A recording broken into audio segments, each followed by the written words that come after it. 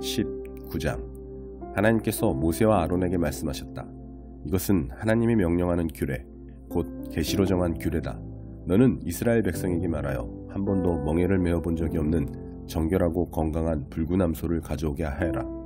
그 암소를 제사장 엘르아살에게 주고 그것을 짐 밖으로 끌고 가서 그가 보는 앞에서 잡아라.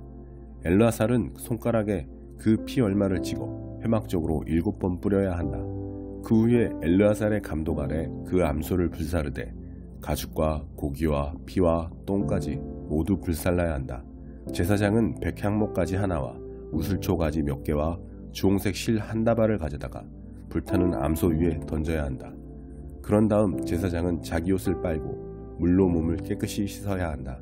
그 후에야 그는 진으로 들어갈 수 있다. 그는 저녁 때까지 부정하다. 암소를 불사른 사람도 자기 옷을 빨고 물로 몸을 깨끗이 씻어야 한다. 그도 저녁 때까지 부정하다. 그 후에 정결한 사람이 암소의 죄를 거두어 짐 밖에 정결한 곳에 두어야 한다. 속죄 제사를 드릴 때 정결하게 하는 물에 타서 쓸 수 있도록 이스라엘 회중은 그것을 잘 보관해야 한다. 죄를 거두었던 사람은 자기 옷을 깨끗이 빨아야 하며 그는 저녁 때까지 부정하다. 이것은 본국에서 태어난 이스라엘 자손과 그들과 함께 사는 외국인이 지켜야 할 영원한 규례다. 누구든지 죽음을 만진 사람은 7일 동안 부정하다. 그는 3일째 되는 날에 정결하게 하는 물로 자기 몸을 정결하게 해야 하며 7일째 되는 날에 정결하게 된다. 그러나 3일째 되는 날과 7일째 되는 날에 이 절차를 따르지 않으면 그는 정결하게 되지 않는다. 누구든지 죽음을 만진 뒤에 정결하게 하지 않으면 그는 하나님의 성막을 더럽힌 자이므로 반드시 공동체 가운데서 추방해야 한다. 정결하게 하는 물을 자기 몸에 뿌리지 않는 한 그는 부정한 상태로 남아있기 때문이다. 장막에서 사람이 죽었을 때 적용되는 규례는 이러하다. 그 장막에 출입하는 사람이나 이미 장막 안에 있던 사람은 7일 동안 부정하다. 뚜껑을 덮지 않은 그릇도 모두 부정하다. 넓은 들에 나가 있다가 맞아 죽은 사람의 죽음이나 수명이 다해 죽은 사람의 죽음이나 사람의 뼈나 무덤을 만진 사람은 7일 동안 부정하다. 이 부정한 사람을 위해서는 속죄 제물을 태우고 남은 재를 가져다가 대접에 담고 거기에 맑은 물을 부어야 한다. 정결한 사람이 우슬초 가지를 그 물에 담갔다가 장막과 거기에 딸린 모든 기구와 장막 안에 있던 사람, 살해당했거나 수명이 다해 죽은 사람의 뼈를 만진 사람, 무덤을 만진 사람에게 뿌린다. 정결한 사람은 3일째 되는 날과 7일째 되는 날에 부정한 사람에게 물을 뿌려야 한다. 그러면 부정한 사람은 7일째 되는 날에 정결하게 된다. 정결하게 된 그 사람은 자기 옷을 깨끗이 빨고 몸을 씻어야 한다. 그는 저녁 때까지 부정하다. 그러나 부정한 사람이 이 정결 과정을 거치지 않으면 그는 공동체 가운데서 추방되어야 한다. 그가 하나님의 성소를 더럽혔기 때문이다. 그는 정결하게 하는 물을 뿌리지 않았으므로 부정하다. 이것은 위와 같은 경우에 적용해야 할 영원한 규례다. 정결하게 하는 물을 뿌린 사람은 자기 옷을 깨끗이 빨아야 한다. 정결하게 하는 물을 만진 사람도 저녁 때까지 부정하다. 부정한 사람이 만진 것은 무엇이든 부정하며 부정한 사람이 만진 것을 만진 사람도 저녁 때까지 부정하다. 56편. 다윗의 시. 다윗이 가드에서 블레셋 사람들에게 붙잡혔을 때 하나님, 내 편이 되어 주소서. 사람들에게 이리저리 차이고 날마다 짓밟히는 이 몸입니다. 하루가 멀다 하고 누군가 나를 두들겨 팹니다. 저들이 그것을 의무로 여기는 듯합니다. 두려움이 온통 나를 엄습할 때 믿음으로 주께 나아갑니다. 내가 자랑스럽게 하나님을 찬양하니 이제는 두려움 없이 하나님만 신뢰합니다. 한낱 죽을 수밖에 없는 자들이 나를 어찌할 수 있겠습니까? 저들은 그칠 줄 모릅니다. 내 명예를 더럽히고 함께 모여 나의 파멸을 꾀합니다.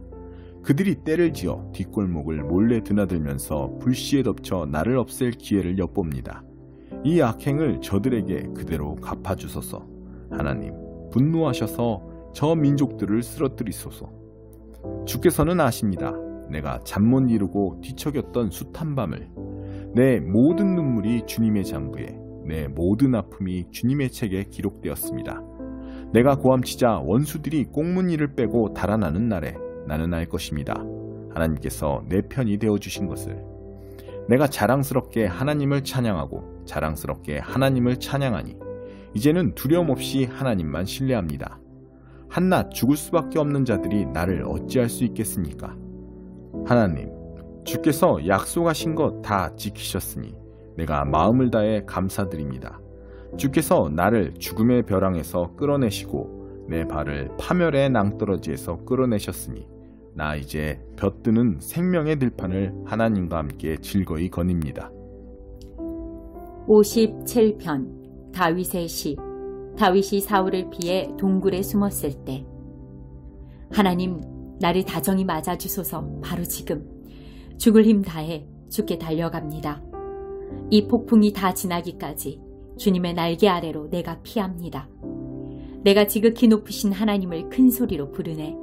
나를 붙들어 주시는 하나님을. 주께서 하늘에서 명령을 내려 나를 구원하시고 내게 발길질 하는 자들을 굴복시키시네. 내게 한없는 사랑을 베푸시고 말씀하신 그대로 인도하시네. 내가 사자떼 한가운데 있습니다. 놈들이 사람의 살을 맛보려고 길을 씁니다. 놈들의 이빨은 창과 화살, 놈들의 혀는 날카로운 단도. 오 하나님, 하늘 높이 날아오르소서. 주님의 영광으로 온 땅을 덮으소서. 그들이 내 길에 위장폭탄을 설치해 놓으니 나는 꼼짝없이 죽고 결단하는 줄 알았습니다. 나를 잡으려고 그들이 함정을 팠으나 거꾸로 그들 자신이 그 속에 빠졌습니다. 하나님, 준비가 끝났습니다. 머리부터 발끝까지 단단히 준비했습니다. 이제 선율에 맞춰 노래하렵니다. 깨어나라 내 영혼아, 깨어나라.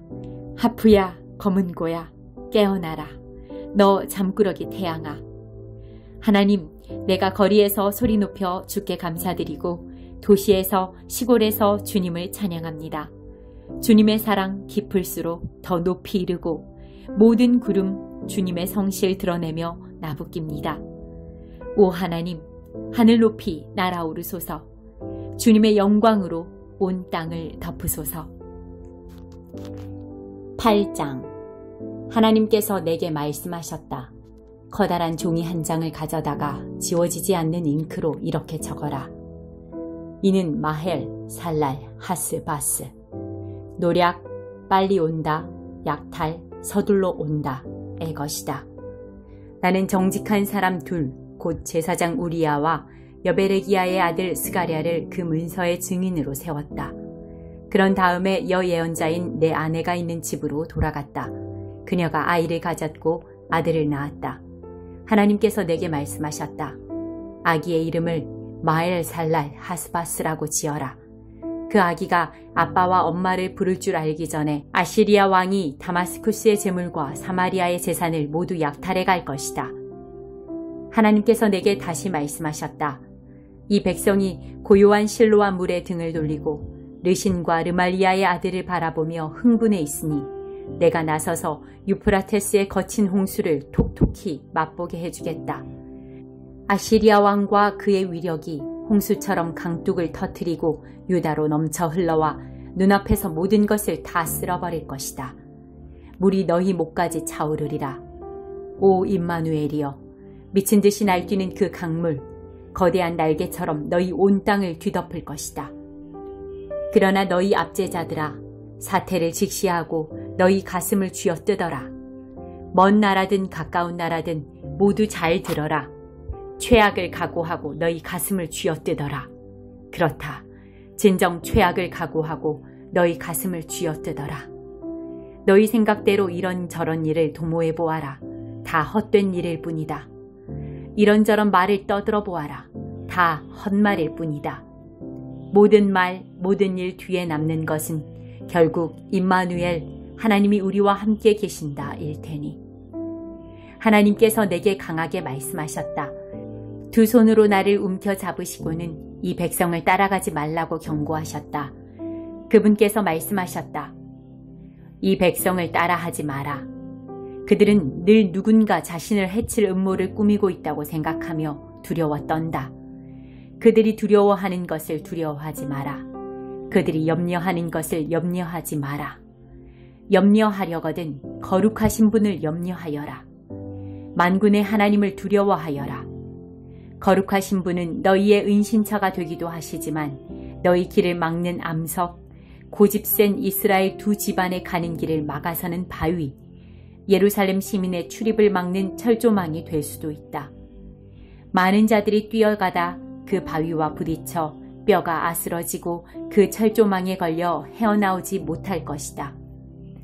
이 증언을 잘 받아들이고 이 가르침을 잘 간직하여 내 제자들에게 전하여라. 나는 하나님을 기다릴 것이다. 자신을 숨기고 계신 그분을 기다리며 그분께 소망을 둘 것이다. 나는 이 소망을 지키며 여기 있을 것이다. 하나님께서 내게 주신 자녀들과 더불어 그들은 이스라엘을 향한 표징이다.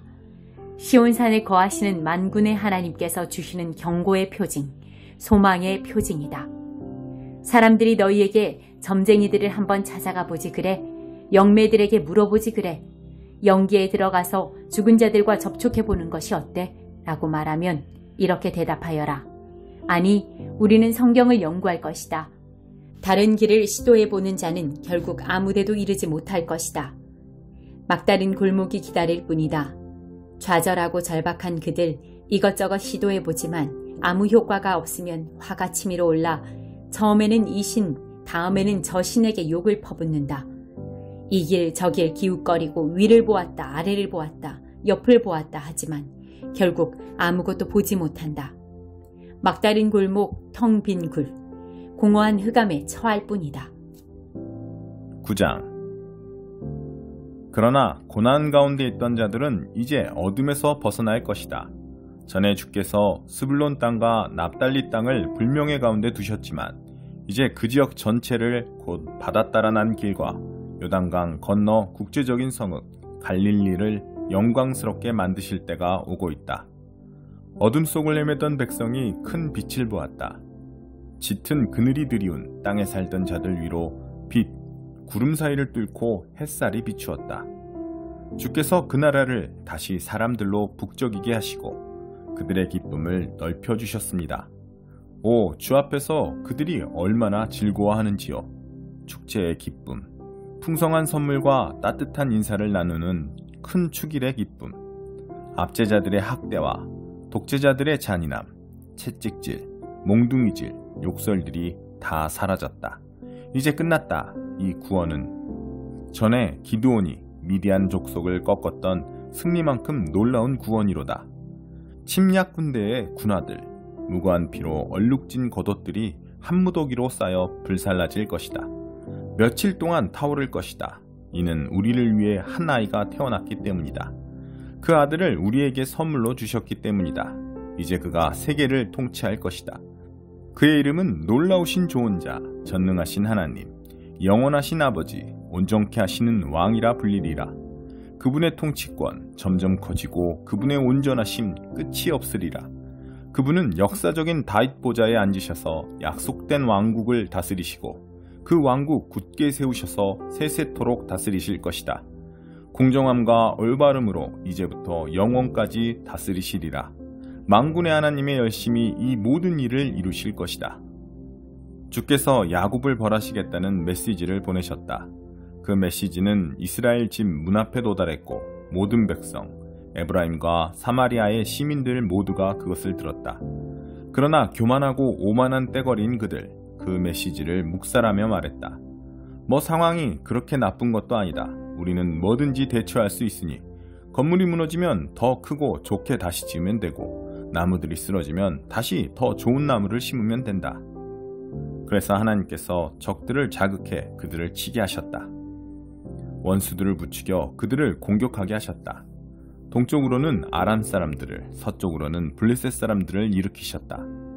그들이 이스라엘을 요절냈다. 그럼에도 아직 그분의 노는 풀리지 않으셨고 다시 그들을 치시려고 높이 주먹을 쳐들고 계신다. 그런데도 이 백성은 자기들을 치는 분에게 무관심하다. 만군의 하나님을 찾지 않는다. 그래서 하나님께서는 이스라엘의 머리와 꼬리를 그 종려가지와 갈대를 잘라내 버리셨다. 같은 날 한꺼번에 그 머리는 우두머리 장로들이고 그 꼬리는 거짓말하는 예언자들이다. 백성을 이끌어야 할 그들이 백성을 도리어 막다른 골목으로 끌고 들어갔으니 지도자를 따랐던 이들이 길을 잃고 갈팡질팡한다. 주께서 젊은이들에게 흥미를 잃으시고 그들의 고아와 과부들을 불쌍히 여기지 않으시는 것은 그래서다. 그들 모두 사악하고 악독하며 더럽고 아둔한 말들을 떠벌린다. 그럼에도 아직 그분의 노는 풀리지 않으셨고 다시 그들을 치시려고 높이 주먹을 쳐들고 계신다. 그들의 악독한 삶, 걷잡을 수 없는 불과 같다. 나무와 숲을, 잡초와 목초, 뭐든지 닥치는 대로 태워버려 온 하늘을 연기자욱하게 만드는 불과 같다. 그 불에 만군의 하나님께서 불로 응답하셨다. 나라 전체에 불을 놓으셔서 사람들 모두 불이 되게, 욕망 가운데 서로가 서로를 삼키는 불이 되게 하셨다. 만족을 모르는 그 욕망, 그들은 주위에 사람과 물건을 쌓아놓고 개걸스럽게 집어삼킨다. 그래도 여전히 허기에 시달린다. 심지어 그들의 아이들도 그들의 탐욕처럼 허기에서 안전하지 못하다. 므낫세가 에브라임을 먹어치우고 에브라임이 므낫세를 먹어치웠으며 그 둘이 유다를 해치려고 패를 지었다. 그럼에도 아직 그분의 노는 풀리지 않으셨고 다시 그들을 치시려고 높이 주먹을 쳐들고 계신다. 2장 사랑이라는 고귀한 법. 사랑하는 친구 여러분, 그리스도께로부터 시작된 우리의 영광스러운 믿음 생활에 세상 사람들의 생각이 영향을 미치지 못하게 하십시오. 어떤 사람이 값비싼 정장 차림을 하고 여러분의 교회에 들어오고 뒤이어 누더기 옷차림의 노숙자가 들어왔다고 가정해 봅시다. 여러분이 정장을 차려입은 사람에게는 선생님, 여기 앉으십시오.